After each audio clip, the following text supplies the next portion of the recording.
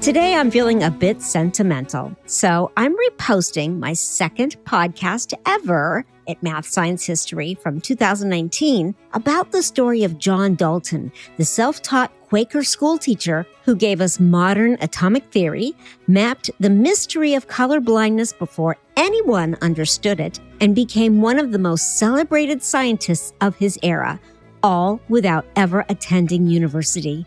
From humble beginnings in a Cumberland weaving village to being posthumously honored with full civic honors in Manchester, this is the story of a man who saw the world differently, quite literally, and changed how we understand it forever.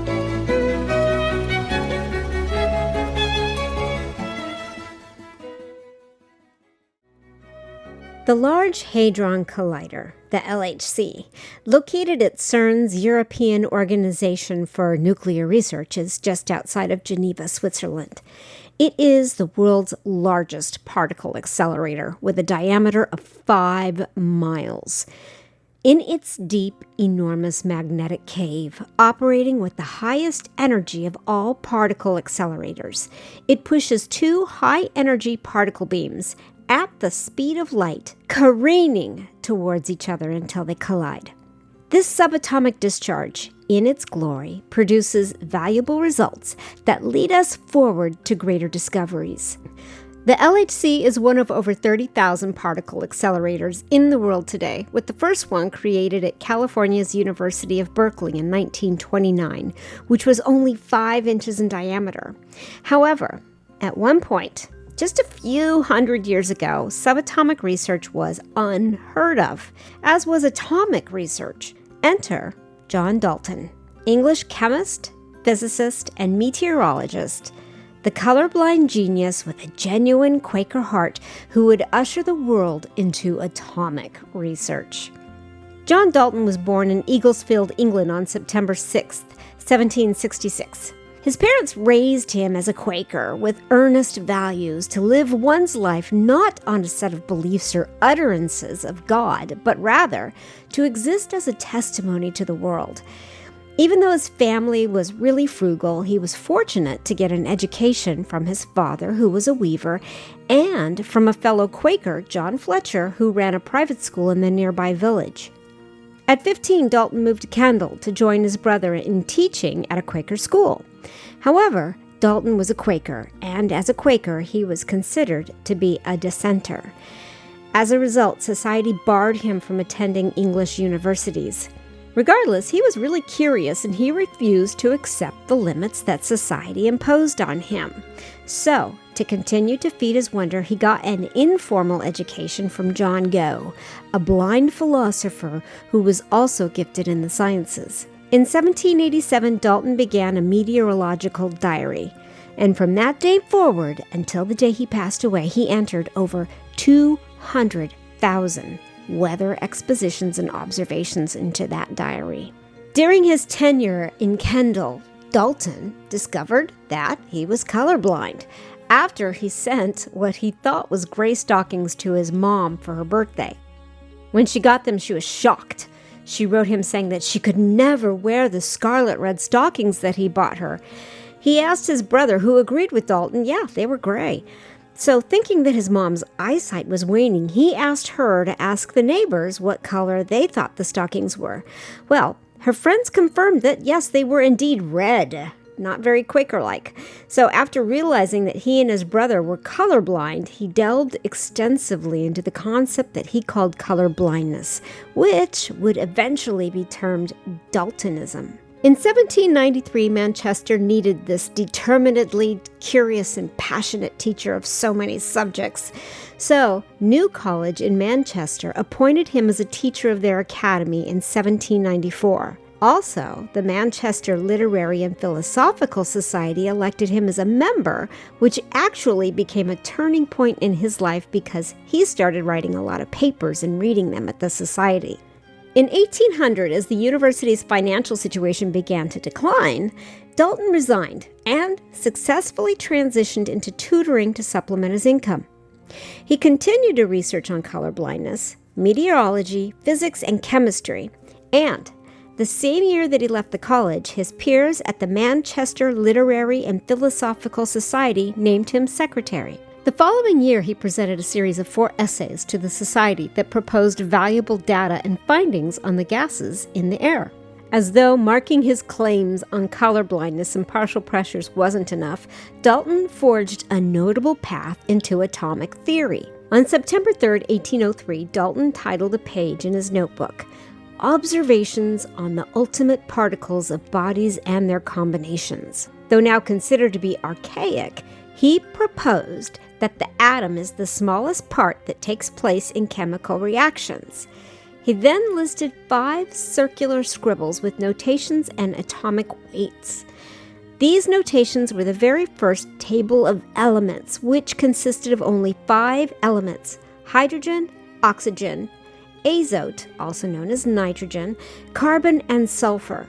These 5 simple notations opened up a whole world of elemental calculations for future generations to discover.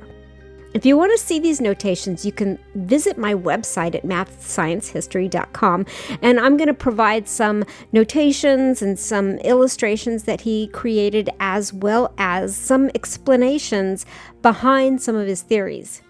We'll be right back after a quick word from my advertisers. So back to the story.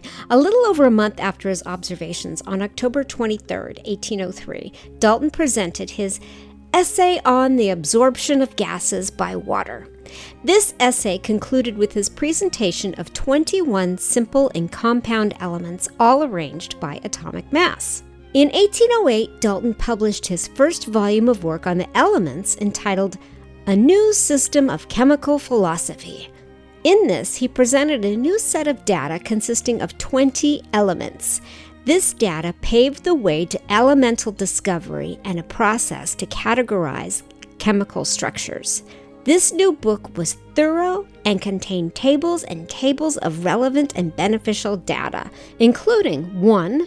A table on elemental behavior under certain temperatures, 2. A table on the expansions of water, solids, and gases, and of course 3. His most famous table of elements. In the final chapter of Chemical Philosophy, Chapter 3, titled On Chemical Synthesis, Dalton presented a thoroughly precise explanation on the atomic structure and the building blocks of matter. In 1827, when he published his second volume of work, his list of elements increased to 36 elements. From 1832 to 1844, he received numerous honors and awards from universities and associations. As a Quaker, he wanted to dismiss the overwhelming accolades. But in 1832, he received an honorary doctorate of science from Oxford University. Adorned with a bright red robe, Dalton justified that wearing the traditional robe was acceptable since his colorblindness could not allow him to see the color red anyhow. In 1838, the Royal Manchester Institution erected a statue of Dalton. Despite his accolades and sincere admiration, Dalton remained true to his Quaker roots. He was humble, kind, altruistic, diligent, and hardworking. Still, with unrelenting disregard, age came to call for him, beckoning him to leave. True to his resilient nature, Dalton tried to ignore the request of age. With his last ounce of resourcefulness and intrigue, he entered a meteorological observation in his notebook on July 26, 1844. The next day, he took his last breath. There's no doubt that leading up to his last moment of life, he served science well, but he also served his friends well. He had many friends. He left a mark on the hearts of others with a constant reminder that each person has something valuable in the world to offer. His reverence for others was made evident by the outpouring of love and grief that followed his passing. At his civic funeral, the Annals of Manchester noted that over 40,000 people came from great distances to pay their respects to a man who served his life in the name of science. It is for John Dalton that we can see into the future. Traveling down the circular caverns of the LHC's giant vacuum, 2 thin beams of subatomic particles accelerate in opposite directions. Faster and faster they move, in a pipe sheathed with superconducting magnets, cooled in liquid helium at negative 271 degrees Celsius. Finally, they reach an adjoining pipe, moving at light speed toward a collision of discovery. The detectors, one as large as a 5-story building, follows the millions of subatomic particles as if they are microscopic fireballs dancing in the night sky. The detector observes their behaviors, analyzing and looking closely for the most short-lived particles and measuring the longer-lived particles. This explosive display of subatomic fireworks is colorful and mesmerizing, momentous and thrilling, beautiful and ever so significant, as if they know that they are celebrating John Dalton, the man who brought us closer to these discoveries.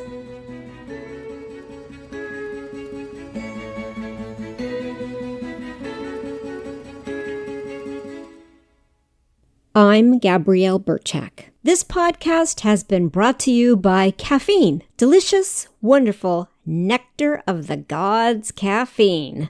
Coffee, tea, coffee candy, you name it. I love it. Thank you for listening to Math, Science, History. If you like what you are listening to, please remember to subscribe and leave a review. I would really appreciate that. If you are interested in reading more about the history of math and science, please come visit me at mathsciencehistory.com.